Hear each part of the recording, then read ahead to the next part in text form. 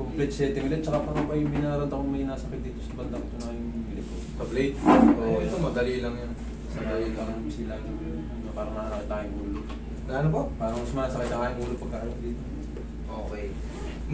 May mga laboratory ba kayo before na ginawa? May mga... Parang sa mga laboratory ko. Sa March siya naka-schedule. Hindi, yung mga past, ay yung mga previous nyo. Na, Meron. yung mga past namin yun nun. Ano yung mga lumalabas sa inyo? Wala. Wala namang kuhan, parang sa sugar counting lang. Elevate. Parang Naka-elevate hindi na naman konti. mas parang natasla konti pero hindi naman. Sabi natin boundary Oo, lang. boundary. Yes, boundary. Ay, Boundary. hindi naman. Okay naman yun, kahit pa paano. Diabetic ba? High blood? Ano? Hindi. Sugar lang ng konti. Konti. Tsaka yung Okay. cholesterol parang ngayon, konti lang. Pero hindi pa siya above. Hindi pa siya. Kumbaga, Nasa puro level mga na, boundaryhan. ano, Kumbaga, boundary pwedeng na. tumaas, pwedeng mo ba? Oo, baka Okay. nakakain lang magpalaboratory. Sa sugar, ang pinaka-discarte talaga kanin. Oo. Bawasan nyo yan. Mataas ang sugar content ng kanin. Pero kahit tayo kasi mga Pilipino, kanin talaga tayo kahit nga ang ulam ay kahit nga. Oo, ganyan lang. Milo, mga kung ano-ano lang. Basta may kanin, okay na tayo. Pero ang the best na gagawin natin, kung tayo naman ay may nakakabili naman tayo ng ulam, di ba aling mas marami yung ulam kaysa sa kanin kung mataas ang sugar nyo. Okay? Kung marami kayong nalutong isda na may gulay, damihan nyo yung ulam nyo tapos yung kanin para hindi tumaas talaga yung sugar nyo. Pero, kahit mag-control kayo ng mga ganyan, mga balanced diet na hindi rin naman kayo pinapawisan, that is useless. Kailangan talaga ano paano bang walking tayo. Pinawisan yung kilikit natin, singit natin. May pawis tayo konti dito. Okay na yun. Okay na yun. Basta consistent. Okay? Yun pa rin ang pinakasikreto. Kasi isa rin sa mga magpapasakit na mga kakasukasuan natin pag tumataas na yung mga blood level, blood sugar level natin. Nagkakaroon ng mga puntos-puntos na may mga biglaang pagsakit. Siyempre, kumikilos tayo. Pero pag nakakapagpapawis tayo, mas malinis yung problema natin. Dito naman, nirereklamo naman ni Sir dito sa blade. Wala ito, normal lang to. Takbuhan talaga ng lamig yan. Kumbaga, konting ano ko lang dyan, diin ko lang, tapos na yun. Okay, relax na. Pero kung ang dito nyo, ay hindi nyo maangat, patay. Yung tayo mong problema, yun ay medyo mahirap-hirap. Yeah, very good naman. Kahit pa paano eh. Hindi mahirap tong kaso ni Sir. Huwag mo lalabanan na. Okay. Lagi masakit niya yung legs. O tingnan mo, yung left ang umangat. Tumunog tayo. Kanan wala. Relax na. Ikaw nakagilid. Kabila. Paganda sa akin. Yan. I-straight mo to. Yung. Okay, relax na. One more. Yung. Kabilang side. Normal.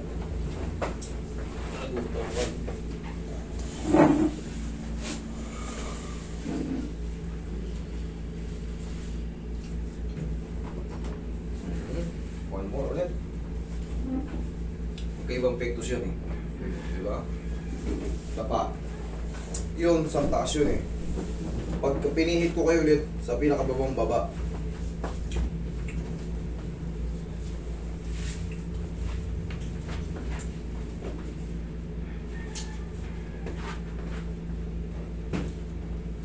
Okay, relax na.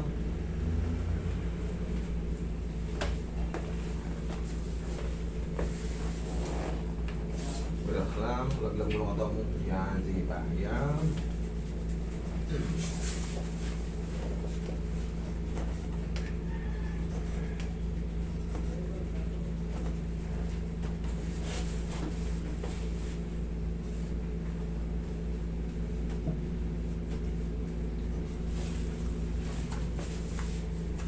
Actually sir, maganda yung katawan ni sir eh. Kunting-kunti na yung problema mo. Pagka ang katawan nyo ay ganito kay sir tapos umiidad kayo, mas madaling i-handle. Pero kung kayo ay umiidad tapos pataba, may kang mataba, ang hirap maglakad. Mas mahirap yan din. Pero ang katawan nyo, yan, payat lang, may laman, okay na yan. Mas madali yan din. Ang mga nagiging problema na ng ganito, talaga pagtubo, walang pinipili. Sabi natin, payat ka, or mataba ka. Pag dugo ang tumama sa'yo, pag lumabot ang dugo mo, iba ang nagiging problema. Pero pag medyo may kabigatan tayo, yung mga joint natin umaangal sa bigat. Hindi ko yung mahilot yung part na yan. Dahil yung pag hinihit ko ay na. O ba't nahihilot naman? Ha? O ba't yan? Hindi kasi meron na tayong, may dininan ako dyan eh. Yun, pagka hindi nyo alam mong gagawin nyo sa ganyan, pwede na yun yung ganyan haplos-haplos lang muna. Kung hindi nyo alam, huwag yung gagayahin yung ginagawa kong May dinidinan. tiwala yan sa inyo. Sa'yo wala. Matalo ko na ito dito eh. Galing ka naman sa akin dati. Last, Ay, tiwala na nga sa akin last to. October na, ano nga tayo? October 2023. Over 2023. Oo, magkano na? Isang taon Isang ka, taon. ano na? May more than na. More than 1 year na. Yung sked namin noon, matagalan pa kami noon, parang dami. Ano. Yung mga OFW no, na Nyari ngayon, February, Master, sa bakasyon, April, uwi kami ha, 3 kami.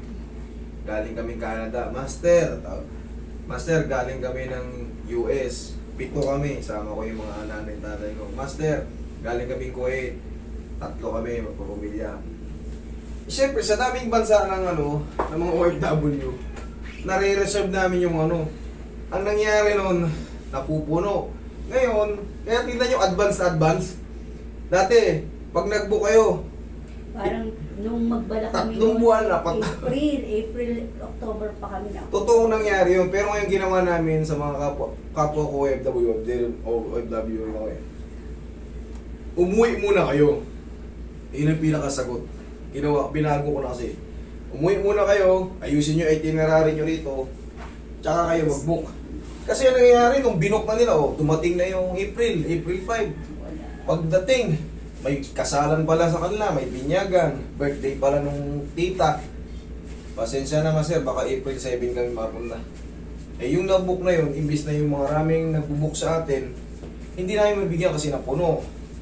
Eh tapos yung gusto nilang date na April 7, puno na rin yun.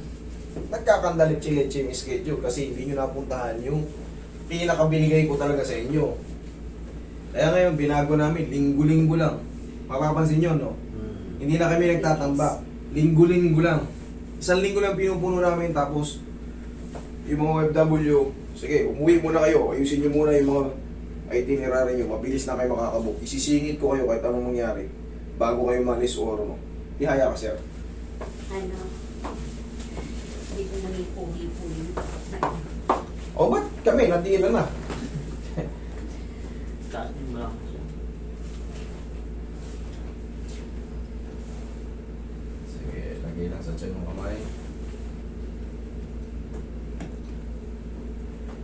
Okay, relax na. Inhale. Exhale. Katulad niyan ngayon, marami na naman mag-uuwian. Kasi magsa-summer. Yung mga, July ata yung summer na yung mga magbabakasyonan yan. Tandaan nyo, pag tumawag kayo sa amin, galing kayong abroad, pag-uwi nyo, linisin nyo muna yung mga appointment nyo. Baka may mga pinyagan sa inyo, piyesta. Ayusin nyo muna. Pagka-ayos na, maluwag na kayo, tawag lang kayo. Huwag lang yung kinabukasan, flight nyo na. Parehas-parehas na natatarantay. Master, flight ko na bukas, alas. Eh, ba't di ka nag-book? 3 buwan ka na pala rito. Okay? Tatawid ng book noon eh. Kung ano yung mismo yung sama ng tita ko na Malis. para sa may lumbar. Ay hindi naman maikli din nga lang ang bakasyon. Parang Eh, kung 2 weeks dito. Ayun nga, yung 2 weeks na yun, bigyan nyo ng Kaya nga, ayusin nyo na itinerary nyo. Kunyari, sa 2 weeks na yun, o yung 1 linggo, ay bibisita tayo kay mamay. Punta tayo ng probinsya. Pagbalik ko, pahinga, 2 araw, o may 3 araw akong allowance, pakarati ka na kasi doon walang magkarati sa sa abroad. Mga talagang kailangan nyo itinerary nyo, ayusin nyo. Kung kayo po.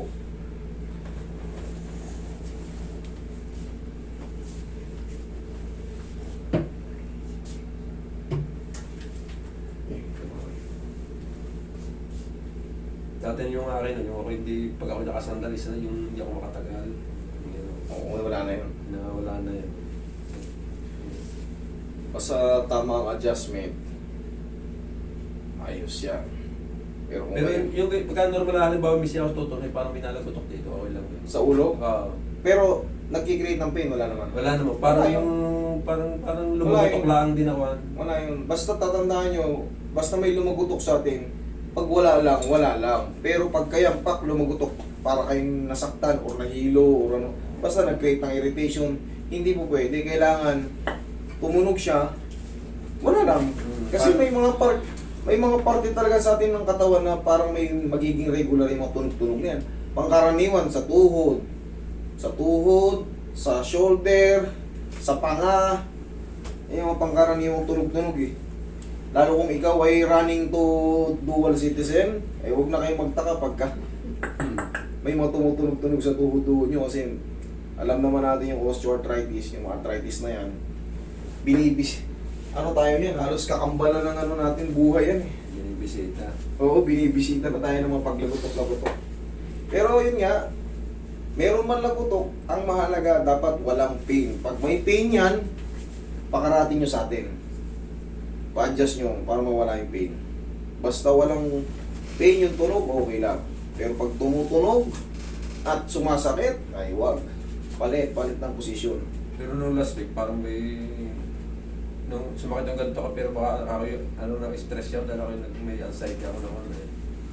Alam mo ang sagot sa mga anxiety? Kumala kayo. Magligo kayo sa mga pools, dagat, o... Yan pa, mabago yung surroundings nyo, yan ang sagot dyan. Kasi pagka hindi nyo binago yung naiisip nyo, hihiga na naman kayo sa kwartong kwadrado, yun at nun. Paikot-ikot lang sa isip Yan yung nyo. baligtad dyan. Dati kami nakakapag-travel, nung tumigil, nung anxiety na pati tumigil. Eh, tumigil pala kayo eh. Dapat eh. Travel. O kahit sa mga ano lang, mga pinsanin natin, o may mga kamag-anak natin. Punta tayo sa mga ano. Pagka kayo kinakana ng anxiety, lalo kung tumatagal na. Yun lang yan, kailangan mabago yung surroundings natin. May makakwentuhan tayong bago. Yun ang sagot dyan. Kasi pagka wala kayo nakakakwentuhan bago, yun pa rin. Ihiga ka, di ka makatulog. Naglalaro sa isip mo yung nakaraan mo bang iniisip. Nangyari na rin sa akin yan, isa rin. Kailangan lang yan, may makausap kang iba. Mabago yung, uy, bang ganda rito ah. Okay? Thank you. Ako natagal ka niya.